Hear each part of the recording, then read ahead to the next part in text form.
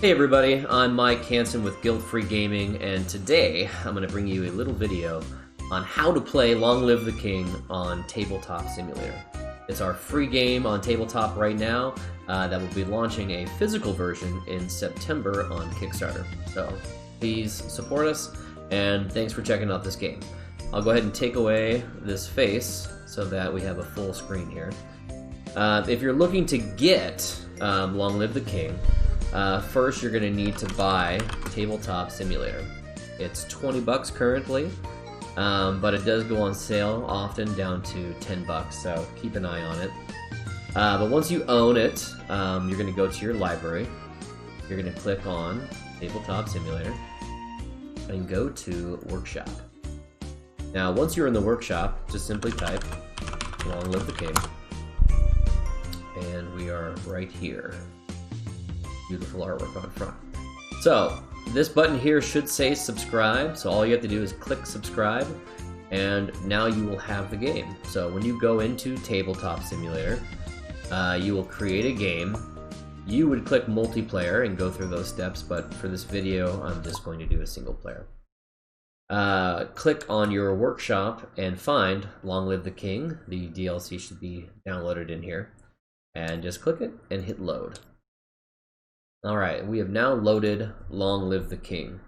Now, the real quick premise of Long Live the King is that there is a king and an assassin in every single game. This is a secret identity game.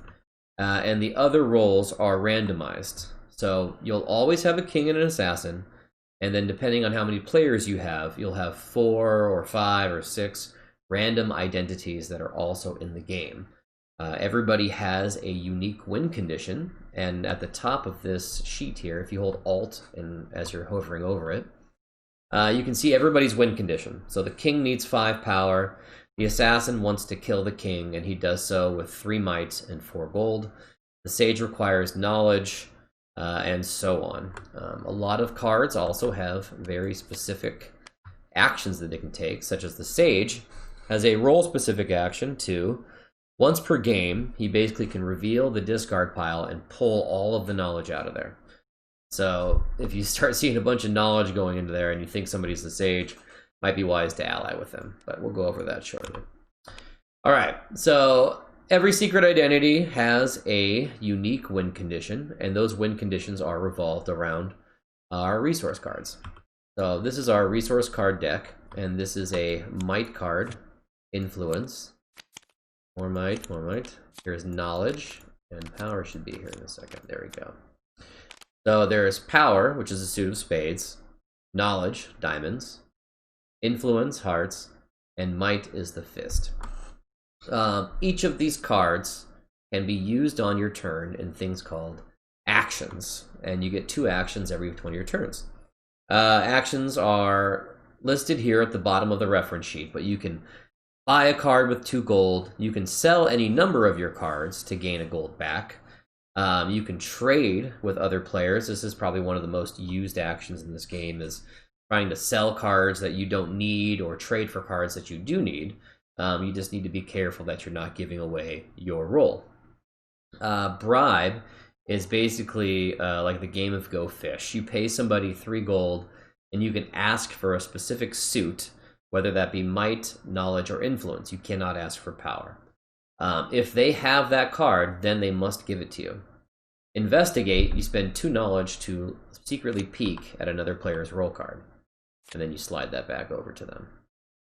Ally, you would spend 2 influence, and remember, power is a wild in actions. I don't think I've said that before. So, power can be used as any card in an action. So you could spend a power and an influence, like this, and then you could ally with another player. So now you 2 are allies. And what allies mean is that if one of you wins, the other wins by a form of alliance. This helps kind of facilitate nice trades between players. You can try to help each other reach their win condition. Just know that the next ability is called Sabotage. So for a influence, a knowledge, and a might, you can sabotage somebody else's alliance, which would destroy their alliance. and then you would get to steal 1 card from each of those players, because it's an expensive action. You know, it's 3 cards. At least you get 2 back when it's all done. The last ability is called Seize Power, where you would spend 5 gold, and what you do is you would stack this back up. Basically, you would flip through the deck until you found a power card. So, flip it. So in Tabletop, if you click real quick, you grab a single card. You hold it, you grab the entire deck. R will shuffle it. So then we would flip, if we're seizing power, until we see a power card. And one of the strategies, so there we go, there's our power, is actually on your turn you get 2 actions. So if you can muster up 7 gold, you can actually seize power, so you're going to get a power, and you flip cards, now maybe showing you an exposed card here that you might want. If I don't want influence, then at least I can buy the top card, and I have better odds of getting what I'm looking for. Alright, if you are playing a game with 4 players, what you're going to need to do is you're going to need to come to the roll deck, pull out the king and the assassin. Then you would shuffle it and take 2 random other identities, and these are now your roll deck. So you would shuffle this and then deal a card to every player. But since we are going to be playing with 8 players in this example, we'll take away 2 of the cards. Go over here, put these back, shuffle, and deal all seated players. Alright, so now all 8 players have their secret identity. I was given the Crime Lord. So in order to win, I need to have at least 8 gold and 3 power cards at the start of my turn. Now the game also, at the beginning, everybody gets 2 gold. So everybody would take 2 gold, and I won't do it to everybody because it would take forever. But then you would also, everybody would get 2 cards. So deal to all, deal to all. So this is your starting hand. I got a knowledge and an influence, which don't really help for my win condition. And it is now, let's say it's my turn. So on your turn in Long Live the King, you draw 3 gold. 1, 2, 3. Everybody does this. And then I can take up to 2 actions. So for me, power is important, but I also need to maintain money. So I would likely buy a card, see what we get. And we got power, yes. So that was a nice lucky draw. And then since we need money, I actually am kind of keen to want to sell one of these cards now. So I'll use the trade action and see if anybody wants to buy any of these cards. So I might say, hey, you know, does anybody want knowledge? If this player over here said, yeah, hey, I'll pay you 2 gold for knowledge, I slide the knowledge face up, and he would pay me my gold, and trade made. So since that is 2 actions, play continues to my left, and now it is this player's turn. So we'll just sneak a peek of their card. They are the investigator. So they win by catching the assassin. So one of the players at the table is the assassin. He has to spend 4 knowledge and accuse that player, and if they are the assassin, then they win. So knowledge is huge for him, so he actually probably would have tried to buy that knowledge from me. But his cards, he actually has a knowledge and a power, which is a great start for the investigator.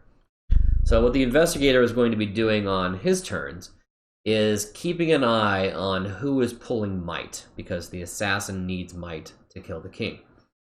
Once he can accumulate 4 knowledge, he can either just make the assumption and try to see if somebody's the assassin, so he can be like, aha, I think you're the assassin. Throws down his 4 knowledge. That guy would now have to show him his card, which he was not the assassin. So he would continue playing and trying to fulfill his win condition, but this guy is now at basically a loss because he's going to have no cards. He could still potentially win through the form of an alliance, or if he can somehow accumulate enough knowledge again, he can try to go after the assassin. So a way to prevent false guesses is to investigate a player. So with a power and a knowledge, and generally you'll want to put the power on the bottom so that the player to your left can't just buy the power off the top of the deck. You can investigate somebody's card. So it's our investigate action here. So let's say we investigated this player here, and we go, okay, he's the merchant. Why was he buying might? We're not sure, but at least we can cross him off now. So now you can either take a stab in the dark, or you can try to spend another 2 knowledge on a future turn to figure out who the assassin is. Play basically continues around the table until one person fulfills their win condition. So you can see all the win conditions on the top of this reference sheet. On the bottom are all the actions that we've gone through. You can flip it, and we put some tips and tricks back here. So it kind of gives you just, I guess, some tips on what you should be trying to do to win. We're always kind of amazed at this game, how every time we play it, people find a new meta or a way to win, or a way to kind of abuse the rules to their favor. And every other game it gets shut down, and then other people will react, and it's a ton of fun. We have the instructions rulebook up here if you're looking for clarification on things. You can just simply kind of zoom in here and use the arrows to flip through and see all the instructions here. We actually keep score when we play our games, so these games are pretty quick. They're going to take you about 15 to 25 minutes per game. We like to keep score, so if you win in Long Live the King with your roll victory, and when I say you win, that means you hit your unique roll condition, then you get 3 points. If anybody was allied with you but did not hit their win condition, they get 2 points. If you win by yourself with no allies, then you get 4 points. And we'll usually play something like the first to 8 points is the winner of the evening. And what kind of happens is you'll get around 7 points, and then everybody will start the dog pile on you and try to keep you down. But you just got to power through it, and you can usually still win. I think I forgot to mention that when you ally with somebody, you do take these alliance cards, and you hand one to each player to designate who you're in alliance with. When they're sabotaged, you do put them back. If you want to try some unique scenarios to the game, we actually added a bunch of scenarios that just kind of change the way the game plays. So you will actually know every role in the game during these scenarios, and there's some different rules that apply. So like Scotland Yard, the one here on the very top, we take basically all the people who want might or power and gold, the corruption of the city, and the investigator, instead of trying to find the assassin, is trying to find the crime lord.